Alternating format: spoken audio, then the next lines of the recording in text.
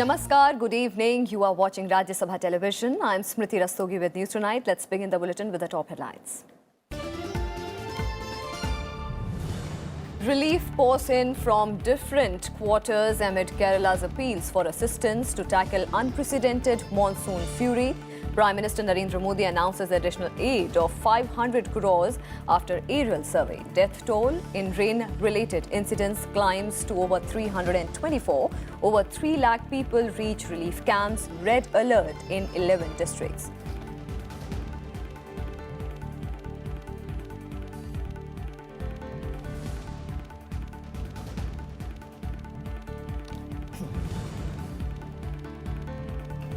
th World Hindi Conference kicks off in Mauritius with tributes to former Prime Minister Atal Bihari Vajpayee. External Affairs Minister Sushma Swaraj says, unlike earlier World Hindi conferences, this year's conclave is language-centric and not focused on literature alone.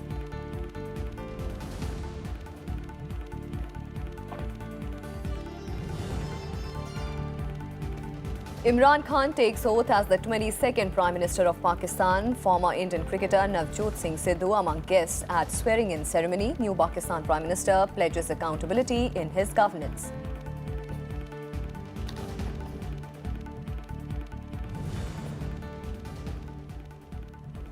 Kofi Annan passes away at the age of 80. Former United Nations Secretary General was best known for setting the Millennium Development Goals or global targets on issues like poverty and child mortality.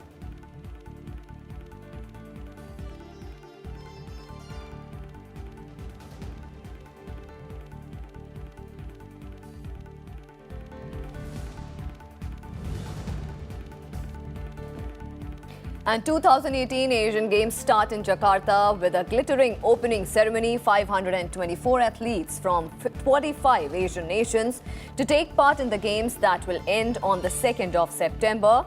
Traditional rivals North Korea and South Korea to compete as a unified teams in some events.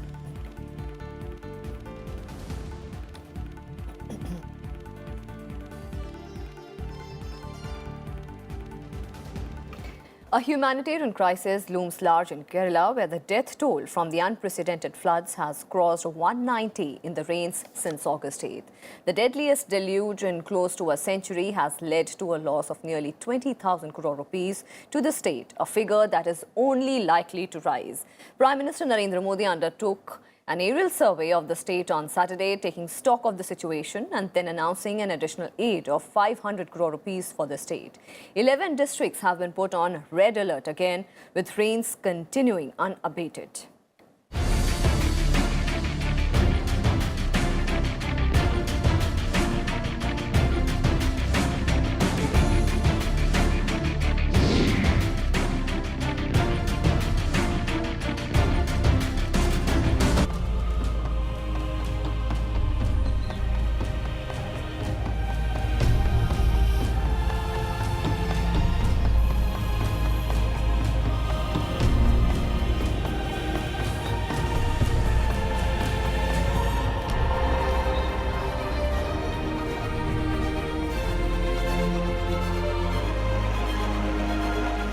Nearly 200 dead in 10 days. Over 3 lakh living in relief camps. And rainfall that continues unabated still. Kerala continues to remain on edge as a fresh onslaught of rain and floods that started on August 8th hit the state on Saturday. More than 3,14,000 people are living in relief camps across the state, which is fighting the worst flood in 100 years. The shutters of most of the dams have been opened and all 40 rivers in the state are in spate. ഞങ്ങൾ വരമ്പൂരാണ് താമസിക്കുന്നത്. ഞങ്ങളുടെ ഒന്നാമത്തെ നില മുഴുവനായി ഭാഗികമായി ഇത് വെള്ളത്തിനടിയിലാണ്. വയ്യാത്തൊരു ആളുള്ളതുകൊണ്ടാണ് ഞങ്ങൾ ഇതുവരെ ഇറങ്ങാതിരുന്നത്. പക്ഷേ ഇന്നത്തെ സ്ഥിതി വളരെ മോശമായതുകൊണ്ട് ഞങ്ങൾ ഇറങ്ങി. There are many people who are still trapped in their houses in many places. I hope they get their help very soon. We couldn't stay there anymore, and I am thankful for the people who brought us out of there. On Saturday, Prime Minister Narendra Modi announced an additional grant of 500 crore rupees to Kerala. This after holding a high-level meeting with Kerala Chief Minister Pinarayi Vijayan and conducting an aerial survey of the flood-ravaged state. An ex gratia of 2 lakh rupees per person to the next of kin of the deceased and 50,000 rupees to those seriously injured has also been announced. Initial assessments show that the state has suffered a loss of 20,000 crore rupees so far. But the actual loss can be ascertained only after the water recedes in the affected areas. ഇന്നത്തെ അടിയന്തര ആവശ്യം കൂടുതൽ ഹെലികോപ്റ്ററുകളും ബോട്ടുകളും മറ്റ് സുരക്ഷാ ഉപകരണങ്ങളുമാണ് എന്നത് ഞങ്ങൾ അദ്ദേഹത്തോട് പറയുകയുണ്ടായി. ആവശ്യമായ നടപടികൾ സ്വീകരിക്കുമെന്ന് അദ്ദേഹം ഉറപ്പ് നൽകിയിട്ടുണ്ട്. The Prime Minister also directed the NHAI to make repairing of the main national highways damaged in the floods a priority. Central public sector undertakings like the NTPC and the PGCIL have also been asked to render their assistance in restoring power lines. The Prime Minister has also saluted the fighting spirit of the people of Kerala and complimented the state government for its efforts. നമ്മുടെ നാട് നേരിടുന്ന അതീവ ഗുരുതരമായ സ്ഥിതിവിശേഷത്തിൻ്റെ ഭാഗമായി മരണസംഖ്യ വളരെ കൂടേണ്ടതായിരുന്നു. ഫലപ്രദമായ നടപടികൾ നാം സ്വീകരിക്കുന്നതിൻ്റെ ഭാഗമായി അതൊക്കെ കുറച്ചു കൊണ്ടുവരാൻ നമുക്ക് കഴിഞ്ഞിട്ടുണ്ട്. എന്നാൽ 11 of the 14 districts in the state have been put on red alert. These include Kannur, Wayanad, Kozhikode, Malappuram, Palakkad, Thrissur, Ernakulam, Idukki, Kottayam, Alappuzha and Pathanamthitta. Chalakkudi and Chenganur continue to be the worst affected areas. However, in almost all parts of the state, thousands remain stranded on rooftops or higher floors awaiting rescue. എൻ്റെ അച്ഛനും അമ്മയൊക്കെ പുതുനൂർ അവരൊരു കടയുടെ മേളിൽ കയറി നിൽക്കുക. ഇതുവരെ ആഹാരവും വെള്ളവും ഒന്നും കിട്ടിയ ഒരു വിവരവും ഇല്ല. ഇന്നലെ വരെ വിളിച്ചിട്ട് കിട്ടുമായിരുന്നു, ഇന്ന് ഇതുവരെ വിളിച്ചിട്ട് കിട്ടുന്നില്ല. അവരെ ആര് എന്തുവാ ഏതാണെന്നൊന്നും അറിയത്തില്ല. ക്രമാതീതമായി കൂടിക്കൊണ്ടിരിക്കുക വെള്ളം. ഇവിടെ ഇന്നലെ മുതലേ ശക്തമായ മഴയാണ്. മഴയ്ക്ക് യാതൊരു ശമനവും ഇല്ല. അതുകൊണ്ട് ആൾക്കാർ ഭീതിയിലാണ്. വീണ്ടും വെള്ളം ഏറുമെന്നുള്ളൊരു ഭീതിയാണ്. Several state governments have announced relief packages for the flood-hit state, even as volunteers collect relief material to send to those in need. UN Chief Antonio Guterres has expressed sadness over the flooding and extensive damage and displacement caused by the floods. Bureau Report, Rajya Sabha TV. And to get a wider perspective on what exactly is transpiring in Kerala, we'll go across to Mr. Gilvester Asare, Bureau Head, Deccan Chronicle from Trivandrum. Sir, thank you so much for speaking to Rajya Sabha Television. Sir, what is the latest from the state and how grave is the situation at the moment? Well, the situation is quite grave in the state in the sense that there are a couple of areas which are marooned and rescue operations are continuing in a very big way in all areas. But the big problem is that the areas which are marooned, we have had more rainfall today in these areas, so which makes it difficult for the rescue and relief operations. And these areas are basically in Chenganur, which is in Alappuzha district. And according to the local FSA, hundreds of people are still stranded in their houses. They are on first floor, second floor, or on the terrace. They are seeking help.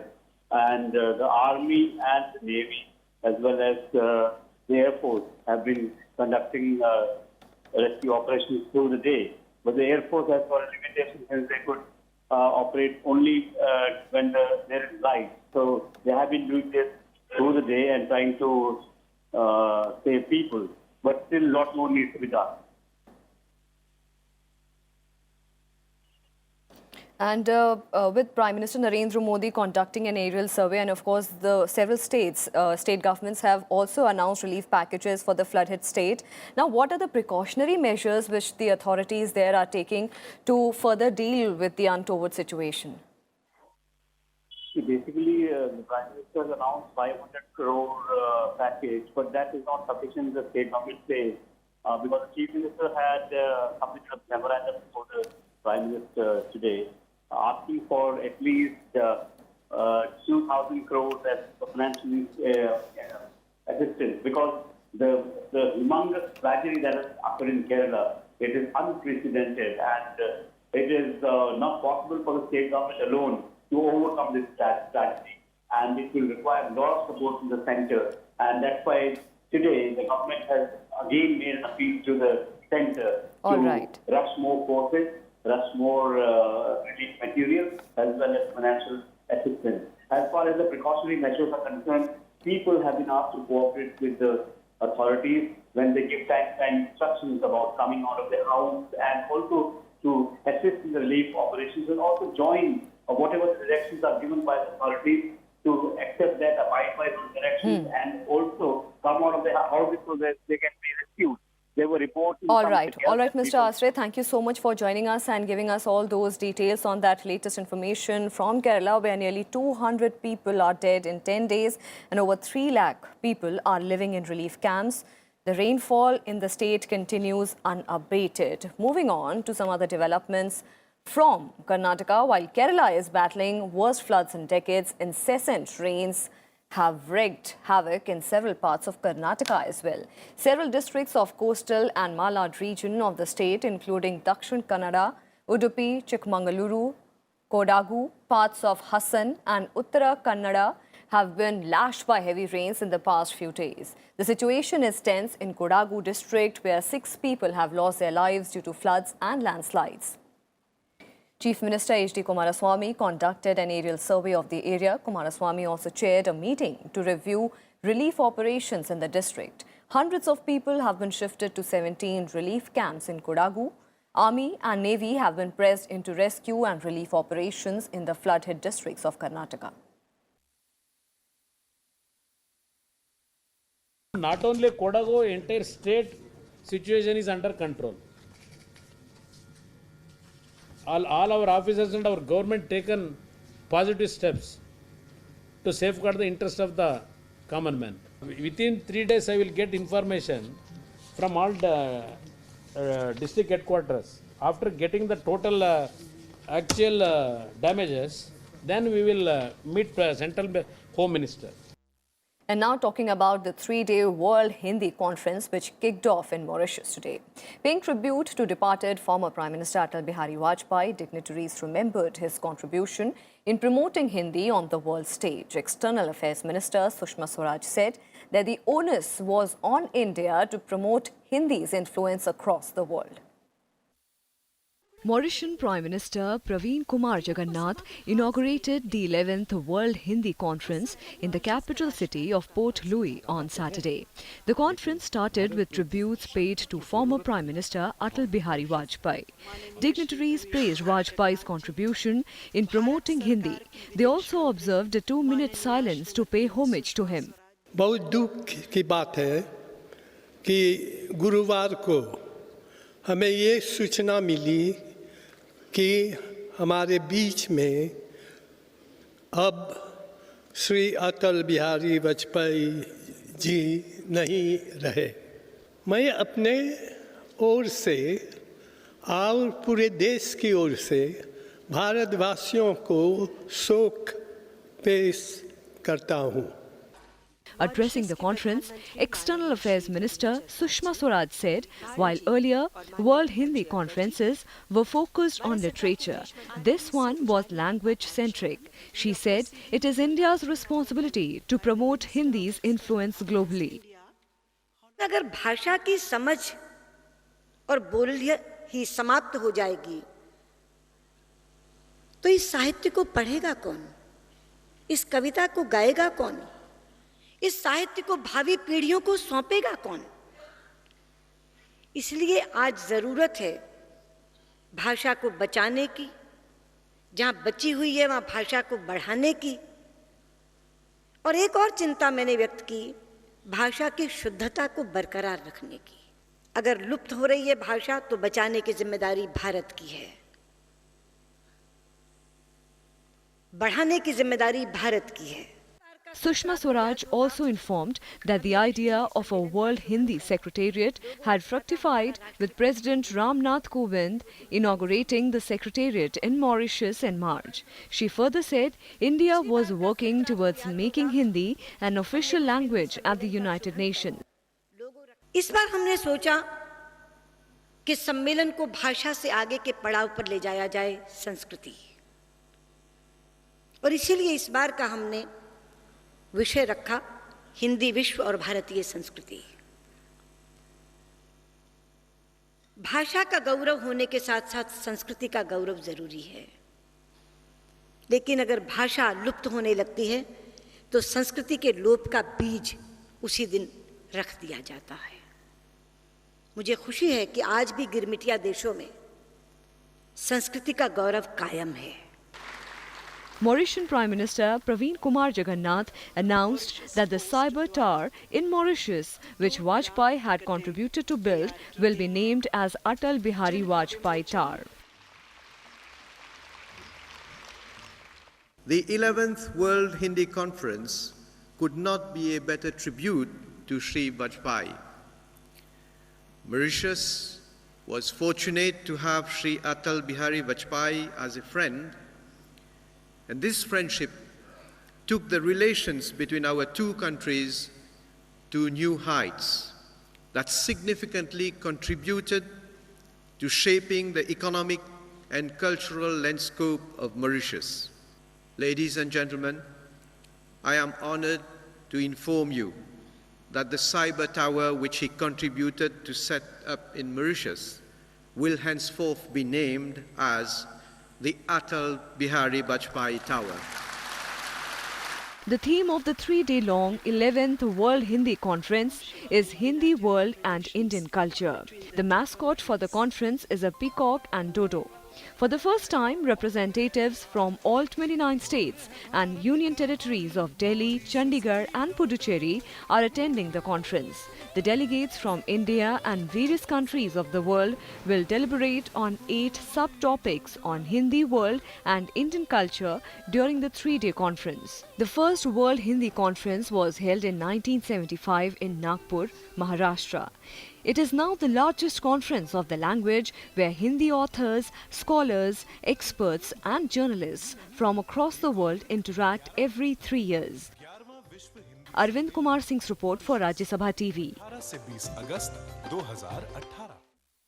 The ashes of former Prime Minister Atal Bihari Vajpayee will be immersed on Sunday in the river Ganga at Haridwar, the BJP said on Saturday. BJP President Amit Shah, Union Home Minister Rajnath Singh, Uttar Pradesh Chief Minister Yogi Adityanath and Uttarakhand Chief Minister Trivendra Singh Rawat will be present on the occasion. The party said that Atal Bihari Vajpayee was a popular political leader and hence an all-party prayer meeting will be held in Delhi on Monday. The prayer meeting will be held at Indira Gandhi Indoor Stadium. A prayer meeting will also be held in Lucknow on August 23rd. स्वर्गीय अटल जी के अस्थि विसर्जन का जो कार्यक्रम है उनके परिजनों द्वारा कल हरिद्वार में होगा। इस अवसर पर पार्टी के राष्ट्रीय अध्यक्ष श्री अमित शाह जी, भारत के गृह मंत्री श्री राजनाथ सिंह जी, उत्तर प्रदेश के मुख्यमंत्री योगी आदित्यनाथ जी, उत्तराखंड के मुख्यमंत्री श्री त्रिवेंद्र सिंह जी रावत भी इस अवसर पर उपस्थित रहेंगे। And RSS Chief Mohan Bhagwat said that former Prime Minister Atal Bihari Vajpayee is a role model for all political leaders and workers. Remembering the departed leader, Bhagwat said that his death was a loss for the entire nation. He said that the loss of Vajpayee was an irreplaceable one. कार्यकर्ता को राजनीति में कैसे रहना, राजनीति करते हुए भी राष्ट्रनीति पर कैसे बने रहना, एक पार्टी का प्रतिनिधित्व करते हुए भी पूरे समाज और पूरे देश के हित का विचार करके कैसे चलना, इस संबंध में करने बोलने की मर्यादाएं क्या होती है, विरोध को कितना खींचना आदि सारी बातों की ये जो मर्यादा अपने आचरण से दिखाने वाले भारत के राजनीति के जो दिग्गज हो गए हैं उसमें अटल जी का बहुत मूर्धन्य स्थान है। Now some international developments. More than 2 decades after he entered politics, former cricketer Imran Khan today took oath as the new Prime Minister of Pakistan. Khan was tearful and smiled as he stumbled over some of the words of his oath, led by the country's President Mamnoon Hussain and the President House in Islamabad. Members of the 1992 Cricket World Cup winning team that Khan captained to victory watched the ceremony alongside senior PTI figures, Army Chief General Qamar Javed Bajwa and other military officials. Indian former cricketer and politician Navjot Singh Sindhu was also present on the occasion. Khan was elected as Prime Minister in a vote at country's National Assembly on Friday. He was backed by 176 members. His opponent, Pakistan Muslim League Nawaz PMLN President Shahbaz Sharif, received 96 votes.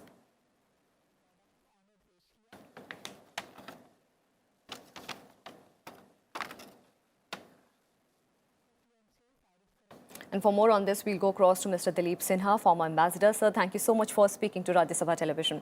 Sir, new Pakistani Prime Minister Imran Khan has promised tabdeeli and strict accountability. Now, what are the challenges on economic and political front for Imran Khan?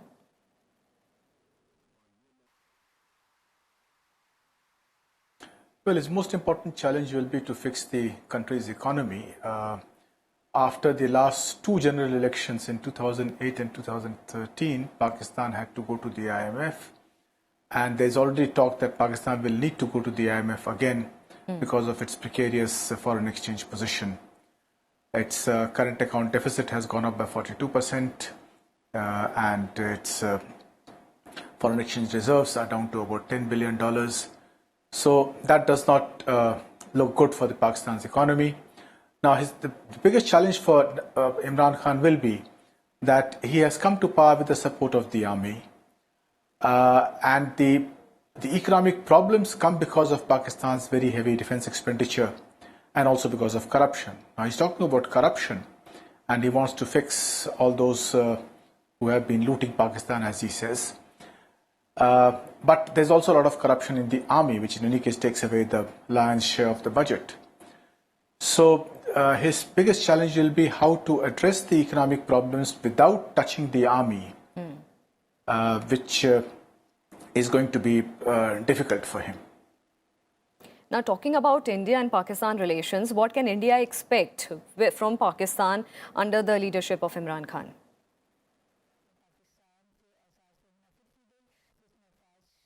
Well, our Prime Minister has sent a message. He also spoke to Imran Khan, and he has said that India is prepared to enter into a new era of relations with Pakistan.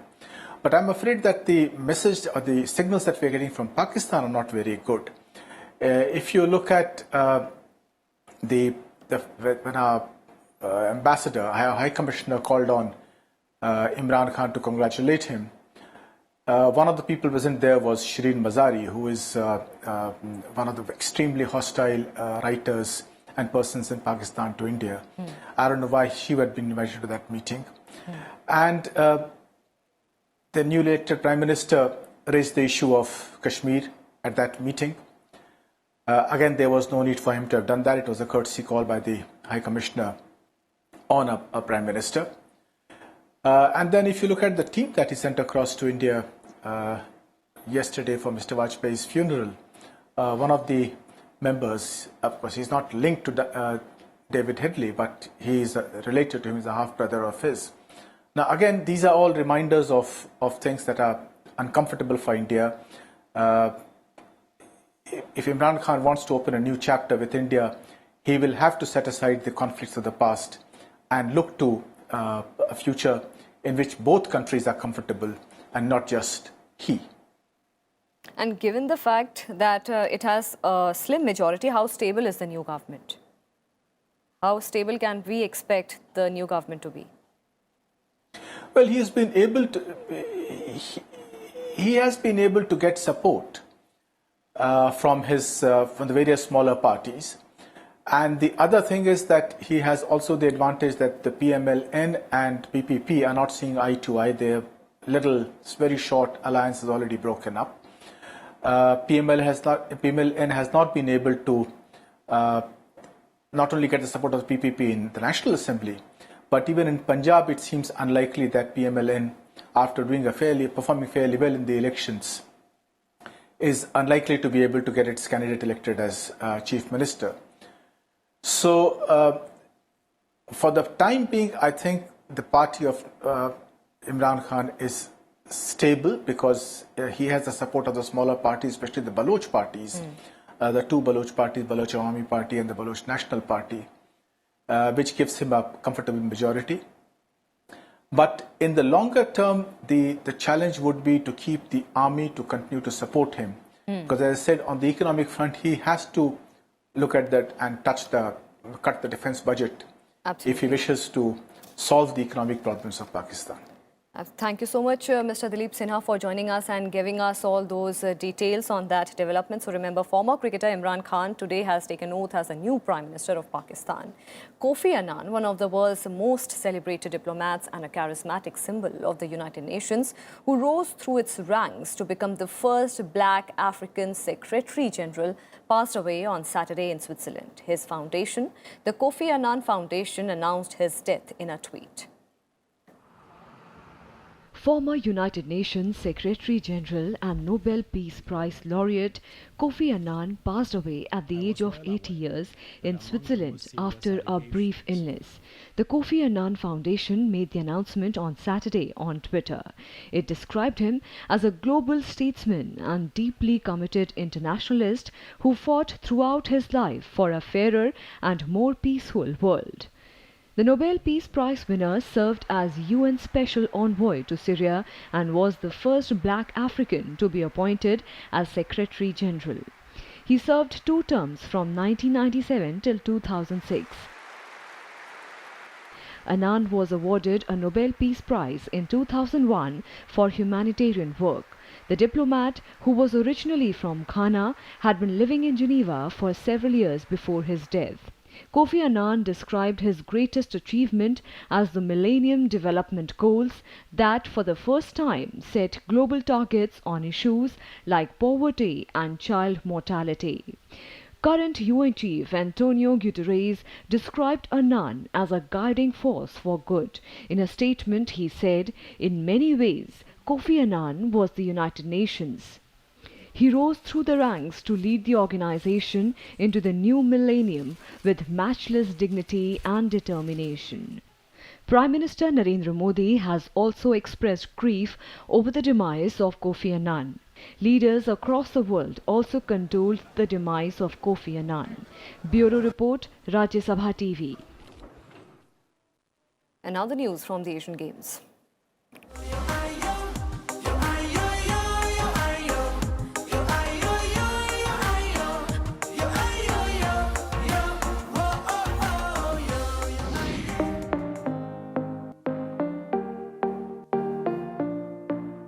The Asian Games was declared open by Indonesia's President Joko Widodo on Saturday during a colourful opening ceremony in Jakarta Commonwealth Games. Gold medalist Neeraj Chopra was India's flag bearer in the opening ceremony. The Sports Ministry had cleared an 804-member Indian contingent, including 572 athletes for the Asian Games. The sporting extravaganza will see around 10,000 athletes from 45 countries compete in 58 games. Prime Minister Narendra Modi has extended his greetings to the Indian athletes. Sports Minister Rajyavardhan Singh Rathore also wished luck to the India's Asian Games 2018 participants. And that's all we have for you in this edition of News Tonight. For more news and updates, keep watching Rajya Sabha Television. Namaskar.